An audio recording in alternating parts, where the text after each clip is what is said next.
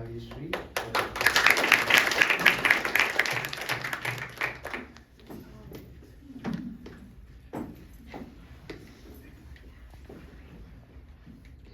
நடுவர்களுக்கும் சபையோர்களுக்கும் எனது அன்பார்ந்த வணக்கம். நடுவர் அவர்களே, என் எதிரணி குறிப்பிட்டது போல கல்வி சுகமாகவும் சுவாரஸ்யமாகவும் இல்லை. எங்கள் பள்ளி பருவம் சுமையோ சுமை. ஆழம் எதிரணிக்கு புரியவில்லை. கல்வி கற்கண்டு இல்ல, அது ஒரு கல் சுமக்கும் மூட்டை. கல்வியின் பேரால் எங்கள் சுதந்திரம் பறிக்கப்பட்டுள்ளது.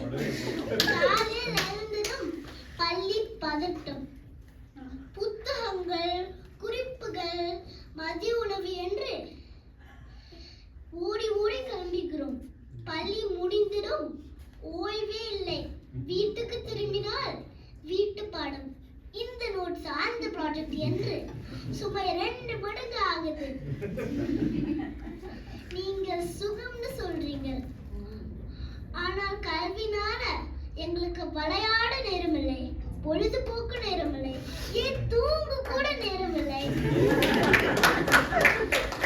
சிறு வயதிலே மன அழுத்தமும் உடல் சோர்வும் மட்டுமே மிஞ்சுகிறது.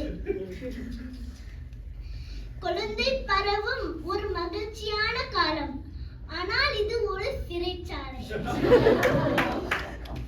பாட புத்தகங்கள் மலை போல் குவிகின்றன. படைப்பாற்றல் என்பது அணைக்கப்பட்டு நாங்கள் இயந்திரங்களாக மாற்றப்படுகிறோம். ஆகவே நடுவர் அவர்களே, என் எதிரணி குறிப்பிட்டது போல கல்வி சுகமாகவும் சுவாரஸ்யமாகவும் இல்லை என கூறி எனக்கு வாய்ப்பு தந்தமைக்கு நன்றி சொல்லி நான் விடை பெறுகிறேன். நன்றி.